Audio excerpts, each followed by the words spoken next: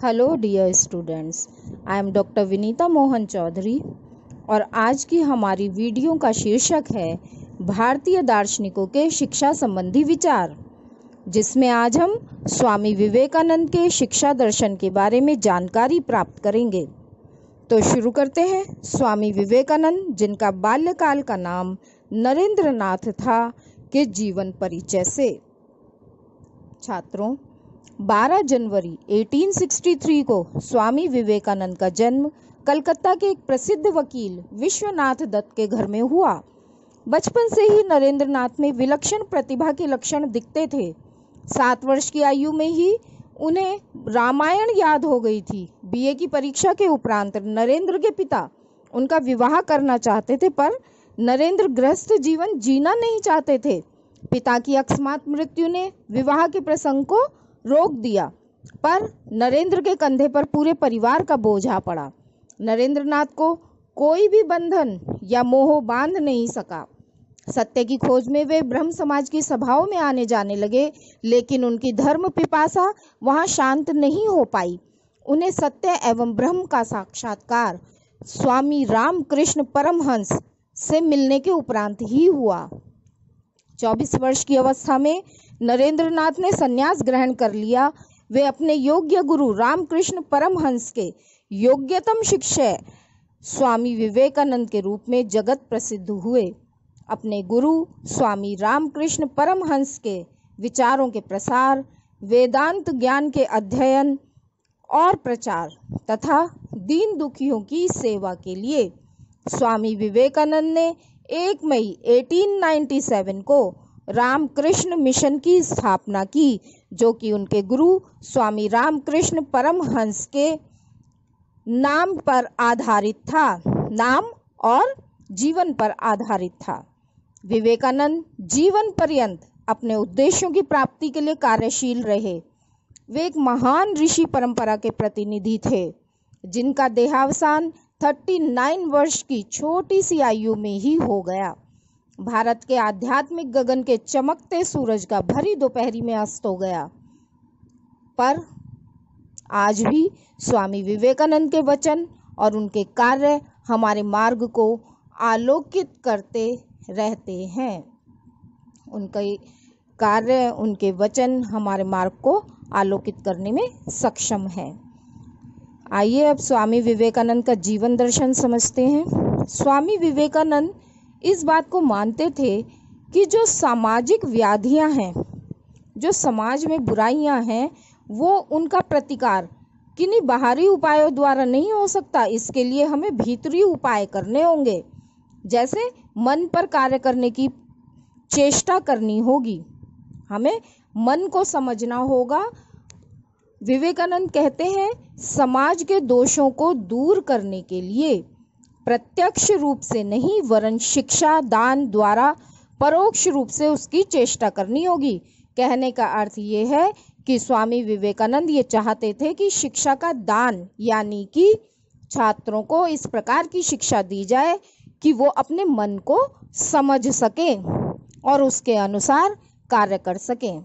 स्वामी विवेकानंद का शिक्षा दर्शन क्या है? उनके जीवन दर्शन के अनुसार उनका शिक्षा दर्शन है। स्वामी विवेकानंद के अनुसार शिक्षा मनुष्य की अंतर्निहित पूर्णता की अभिव्यक्ति है। मानव में शक्तियां जन्म से ही विद्यमान रहती हैं। शिक्षा उन्हीं शक्तियों का, गुणों का विकास करती है। पूर्णता बाहर से नहीं आती, वरन मनुष्य के भीतर छिपी रहती है। सभी प्रकार का ज्ञान मनुष्य की आत्मा में निहित रहता है। जैसे आप लोग जानते हैं, गुरुत्वाकर्षण का सिद्धांत अपने प्रतिपादन के लिए न्यूटन के खोज की प्रतीक्षा नहीं कर रहा था। वो न्यूटन के मस्तिष्क में पहले से ही विद्यमान था, और जब समय आया तो न्यूटन ने केवल उसकी खोज की। विश्व का असीम ज्ञान भंडार मानव के मन में निहित है। बाहरी संसार केवल प्रेरणा देता है, जो अपने ही मन का अध्ययन करने के लिए प्रेरित करता है। पेड़ से सेब गिरने से न्यूटन ने जब कुछ अनुभव किया तो उन्होंने अपने मन का अध्ययन किया। उन्होंने अपने मन में पूर्व से स्थित विचारों की कड़ियों को व्यवस्थित किया और उसमें एक नई कड़ी को देखा, जिसे गुरुत्वाकर्षण का नियम कहा गया। अतएव सभी ज्ञान, चाहे वह सांसारिक हो अथवा परमार्थिक हो, मनुष्य के मन में निहित रहता है। ये आवरण से ढका रहता है, ये कवर्ड रहता है, और जब ये आवरण धीरे धीरे हटता है तो मनुष्य कहता है कि मुझे ज्ञान हो रहा है। ये अज्ञान से ढका होता है, इस कारण अज्ञानी रहता है मनुष्य। पर जब ज्ञान का प्रकाश आता है तब मनुष्य कहता है कि मुझे ज्ञान हो रहा है।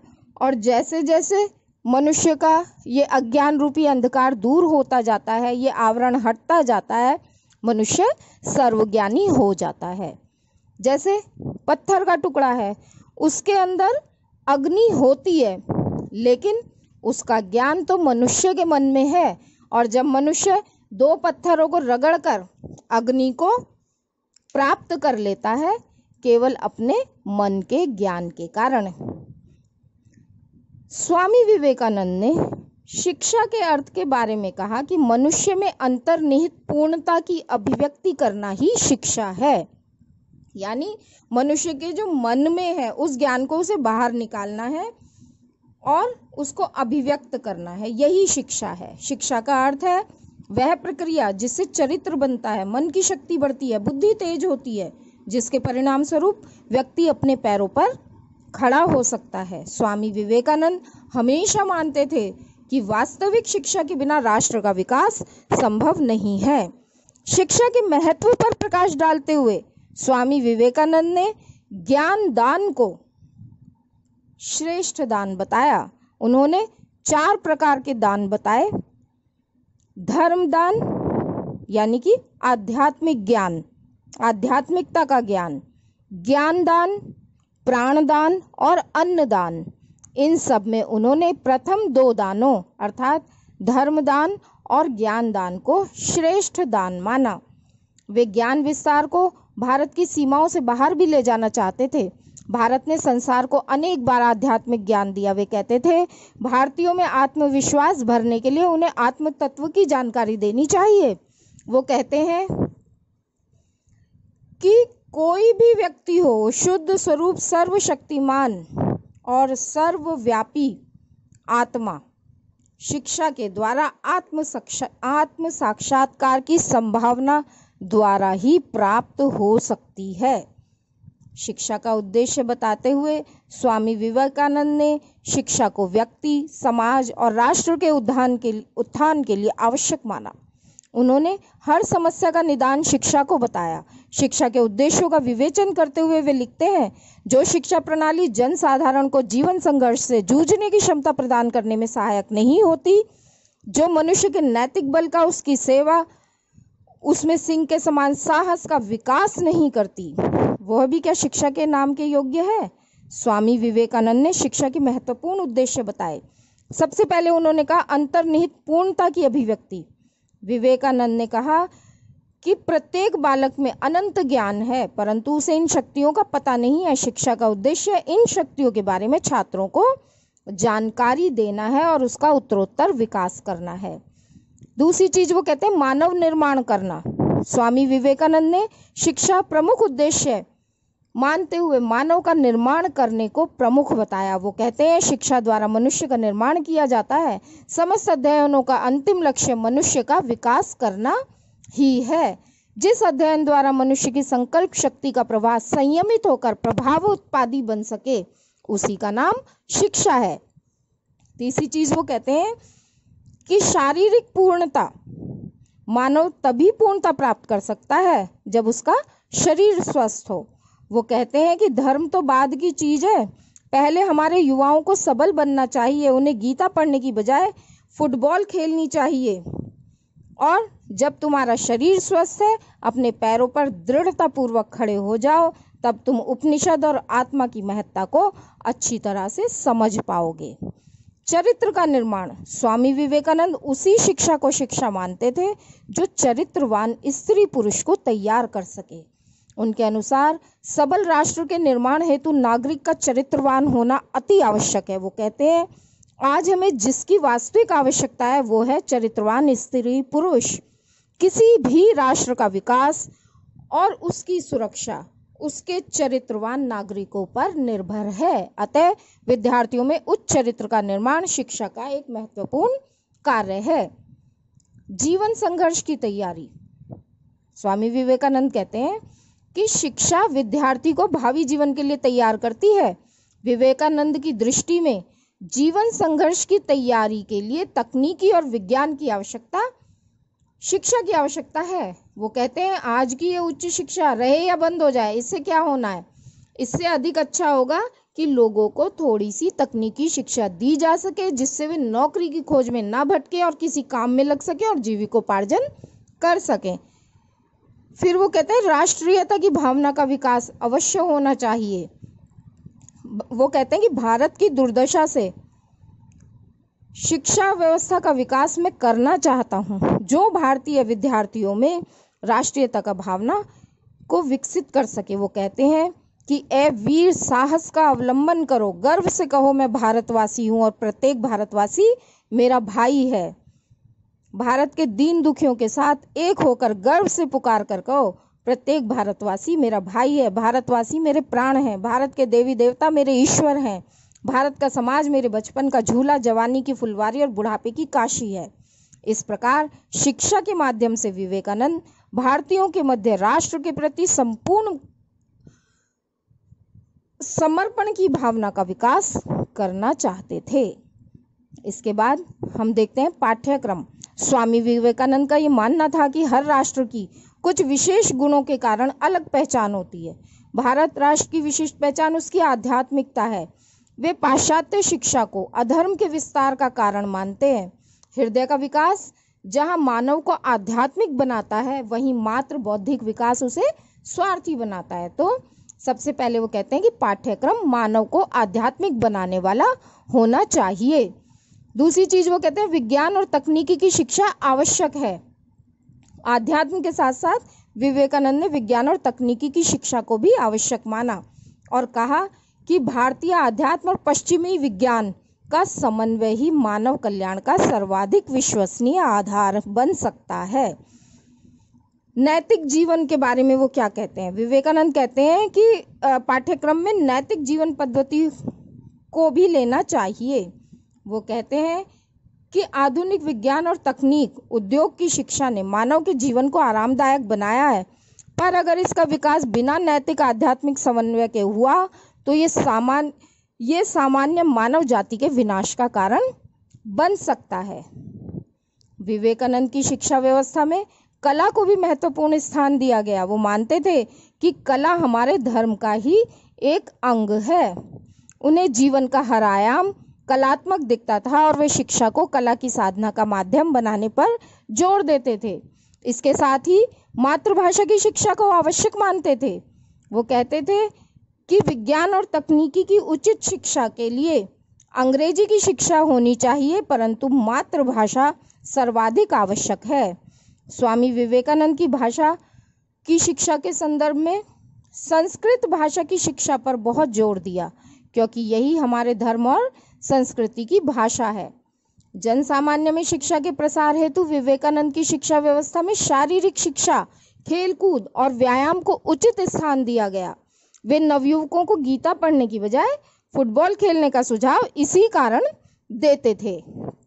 इस प्रकार शिक्षा के पाठ्यक्रम में स्वामी विवेकानंद ने प्राचीन धर्म, दर्शन, भाषा, पाश्चात्य ज्ञान, विज्ञान, तकनीक और औद्योगिक प्रशिक्षण सभी को स्थान दिया। उन्होंने स्पष्ट रूप से ये महसूस किया था कि पाश्चात्य जगत के भौतिक ज्ञान से हम अपना भौतिक विकास कर सकते हैं और अपने देश के आध्यात्मिक ज्ञान से पश्चिमी जगत का कल्याण कर सकते हैं। इस प्रकार से स्पष्ट है कि पाठ्यक्रम के संबंध में स्वामी विवेकानंद का दृष्टिकोण समन्वयवादी, आधुनिक और व्यापक था। इसके बाद हम उनकी शिक्षा की शिक्षण विधियों के बारे में जानते हैं। स्वामी विवेकानंद के अनुसार ज्ञान प्राप्त करने की सर्वोत्तम विधि एकाग्रता है, कंसंट्रेशन। वो कहा करते थे कि जितनी अधिक एकाग्रता होगी उतना ही अधिक ज्ञान प्राप्त किया जा सकता है। उनका कहना था कि एकाग्रता के बल पर जूता पॉलिश करने वाला भी बेहतर ढंग से जूता पॉलिश कर सकेगा, रसोइया अधिक अच्छा भोजन बना सकेगा। और ये एकाग्रता तब आ सकती है जब मनुष्य के अंदर अनासक्ति हो, यानी तथ्यों का संग्रह करने की इच्छा ना हो। सच्ची शिक्षा है तन को अनासक्ति द्वारा एकाग्र करने की क्षमता को विकसित करना। इसमें सभी तरह के तथ्यों का संग्रह किया जा सकता है, समस्याओं को समझा जा सकता है, उनके निराकरण का मार्ग ढूंढा जा सकता है। स्वामी विवेकानंद लौकिक और आध्यात्मिक दोनों ही प्रकार के ज्ञान के लिए योग विधि को अपनाने पर बल देते थे। भौतिक ज्ञान प्राप्त करने के लिए वो योग विधि को उन्होंने दो भागों में बांट दिया, अल्प योग और पूर्ण योग। अल्प योग यानी एक छोटे समय के लिए एकाग्र होना और पूर्ण योग एक लंबे समय के लिए एकाग्र होना। तो अल्प योग जहाँ भौतिक ज्ञान प्राप्त करने के लिए पर्याप्त है, वहीं आध्यात्मिक ज्ञान प्राप्त करने के लिए पूर्ण योग आवश्यक है। स्वामी विवेकानंद शिक्षा को प्रत्येक बालक बालिका का जन्म सिद्ध अधिकार मानते थे। खोए हुए सांस्कृतिक एवं भौतिक वैभव को फिर से प्राप्त करने के लिए जनसाधारण की शिक्षा को वो आवश्यक बताते थे। वे शिक्षा की सुविधा सभी के लिए समान रूप से उपलब्ध कराना चाहते थे।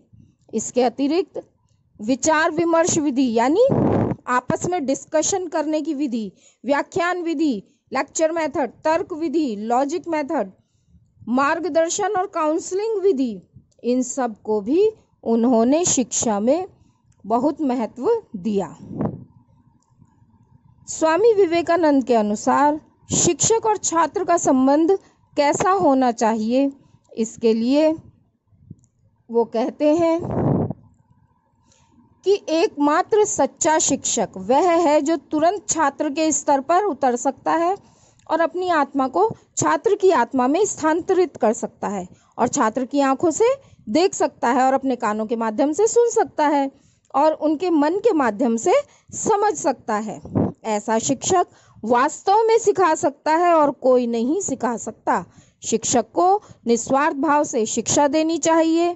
शिक्षक को एक फ्रेंड, फिलोसोफर एंड गाइड होना चाहिए, यानी शिक्षक इस प्रकार का होना चाहिए कि वो अपने छात्रों का मित्र भी हो, दार्शनिक भी हो और उनका मार्गदर्शन भी निस्वार्थ भाव से कर सके। इसके पश्चात विवेकानंद अनुशासन के बारे में बात करते हैं और कहते हैं कि विद्यार्थी के कर्तव्य क्या हैं। विद्यार्थी के लिए स्वामी जी कठोर नियमों का पालन करने पर बल देते थे और इंद्रियां निग्रह करने पर जोर देते थे, जिससे कि छात्र शिक्षक में श्रद्धा रखकर सत्य को जानने का प्रयास करे। उन्होंने कहा, शिक्षक के प्रति श्रद्धा, विनम्रता, समर्पण, सम्मान की भावना के बिना हमारे जीवन में कोई विकास नहीं हो सकता। इसके साथ साथ विवेकानंद विद्यार्थी जीवन में ब्रह्मचर्य पालन पर जोर देते हैं। उनके अनुसार इस काल में विद्यार्थी को मन, वचन और कर्म से ब्रह्मचर्य का पालन करना चाहिए। इससे संकल्प शक्ति दृढ़ होती है तथा आध्यात्मिक शक्ति का विकास होता है।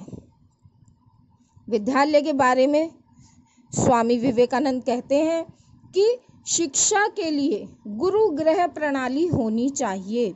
उनका मत था कि विद्यालयों का पर्यावरण एवं वातावरण गुरु गृह की तरह ही शुद्ध होना चाहिए, आश्रमों की तरह शुद्ध होना चाहिए, जहाँ व्यायाम, खेलकूद, अध्ययन, अध्यापन के साथ साथ भजन, कीर्तन और ध्यान की व्यवस्था भी हो सके। वो कहते हैं, मेरे विचार के अनुसार शिक्षा का अर्थ है गुरुकुल में वास करना। शिक्षक के व्यक्तिगत जीवन के बिना कोई शिक्षा हो ही नहीं सकती। जिनका चरित्र जाज्वल्यमान अग्नि के समान हो, ऐसे व्यक्ति के साथ में शिष्य को बाल्यावस्था के आरंभ से ही रहना चाहिए, जिससे कि उच्चतम शिक्षा का सजीव आदर्श शिष्य के सामने स्थापित हो सके। स्त्री शिक्षा के बारे में स्वामी विवेकानंद स्त्री पुरुष समानता के समर्थक थे, इसलिए महिलाओं की शिक्षा भी उनकी शिक्षा संबंधी योजना में महत्वपूर्ण है। उनका मानना था कि देश की उन्नति के लिए महिलाओं की शिक्षा अत्यंत आवश्यक है।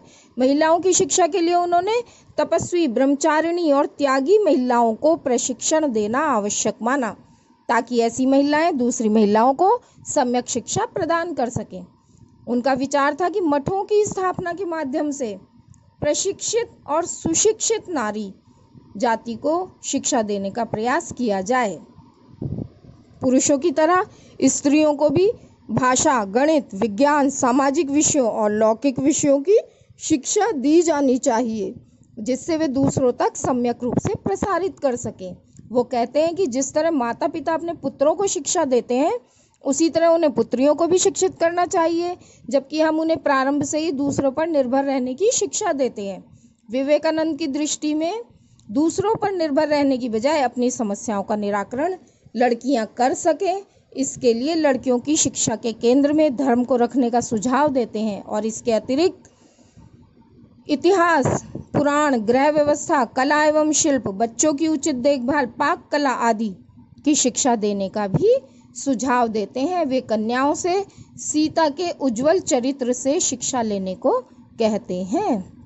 उनका कहने का अर्थ यह है कि लड़कियों की शिक्षा पर पूर्ण ध्यान देना चाहिए, परंतु लड़कियों को चारित्रिक शिक्षा देनी भी आवश्यक है। जन शिक्षा। स्वामी जी शिक्षा को सर्वसुलभ बनाने हेतु निःशुल्क शिक्षा की व्यवस्था चाहते थे। वो मानते थे कि शिक्षा देने का कार्य त्यागी और तपस्वी पुरुषों का है। उन्हें लोभ से दूर रहते हुए ऐसे बालकों के पास पहुंचकर शिक्षा प्रदान करनी चाहिए जो आर्थिक अभाव के कारण शिक्षा ग्रहण करने में अध्यापक के पास नहीं आ पाते। स्वामी जी की मान्यता थी कि अशिक्षित जनसमूह को साक्षर बनाने की अपेक्षा जीवनोपयोगी शिक्षा देना अधिक आवश्यक है। स्वामी जी औपचारिक शिक्षा के बजाय अनौपचारिक शिक्षा पर अधिक जोर देते थे। तो स्टूडेंट्स, इतना सब कुछ जान और समझ लेने के पश्चात हम इसका सारांश देखते हैं कि वास्तव में स्वामी विवेकानंद के इस शिक्षा दर्शन के आधारभूत सिद्धांत क्या हैं। इनको हम एक सार देख लेते हैं कि स्वामी विवेकानंद के शिक्षा दर्शन के आधारभूत सिद्धांत निम्नलिखित हैं। नंबर 1, शिक्षा ऐसी हो जिससे बालक का शारीरिक, मानसिक और आत्मिक विकास हो सके। फिर वो कहते हैं शिक्षा ऐसी हो जिससे बालक के चरित्र का निर्माण हो, मन का विकास हो, बुद्धि का विकास हो, बालक आत्मनिर्भर बने। तीसरी चीज वो कहते हैं बालक और बालिकाओं दोनों को समान शिक्षा देनी चाहिए। फिर वो कहते हैं धार्मिक शिक्षा पुस्तकों द्वारा न देकर आचरण और संस्कारों द्वारा देनी चाहिए। इसीलिए वो आश्रम में, गुरुकुल में रहने की व्यवस्था को बढ़ावा देते हैं। पाठ्यक्रम में लौकिक और पारलौकिक दोनों प्रकार के विषयों को स्थान देना चाहिए। बालकों को इस लोक के यानी कि जीवन में कैसे जीना है इसकी शिक्षा भी देनी चाहिए, भौतिक जीवन की शिक्षा देनी चाहिए और आध्यात्मिक जीवन की शिक्षा भी देनी चाहिए। इसके बाद वो कहते हैं शिक्षा गुरु गृह में प्राप्त की जा सकती है। शिक्षक और छात्र का संबंध अधिक से अधिक निकट का होना चाहिए, क्योंकि जब छात्र अपने शिक्षक को अनुसरण करेगा तब वो ज़्यादा से ज़्यादा सीख सकेगा। सर्वसाधारण में शिक्षा का प्रचार और प्रसार किया जाना चाहिए। देश की आर्थिक प्रगति के लिए तकनीकी शिक्षा की व्यवस्था की जानी चाहिए। मानवीय और राष्ट्रीय शिक्षा परिवार से ही शुरू करनी चाहिए। शिक्षा ऐसी हो जो सीखने वाले को जीवन संघर्ष से लड़ने की शक्ति दे। स्वामी विवेकानंद के अनुसार व्यक्ति को अपनी रुचियों को भी महत्व देना चाहिए। तो स्टूडेंट्स, आपने देखा कि स्वामी विवेकानंद के जैसे विचार जीवन के प्रति हैं, वैसे ही विचारों को उन्होंने शिक्षा में देने के लिए, शिक्षा द्वारा छात्रों को देने के लिए बताया है। छात्रों, यदि आपको मेरी इस ऑडियो वीडियो द्वारा दी गई जानकारी पर्याप्त रूप से समझ में आई है, तो आगे वीडियो प्राप्त करने के लिए मेरे इस YouTube चैनल को सब्सक्राइब कीजिए, साथ ही लाइक और शेयर भी कीजिए, जिससे आपके अन्य साथियों को भी मेरी इन ऑडियो वीडियो द्वारा सहायता प्राप्त हो और आपको मेरी आगे की वीडियोस भी मिल सकें। Thank you. Hello dear students, I am doctor Vinita Mohan Chaudhary और आज की हमारी वीडियो का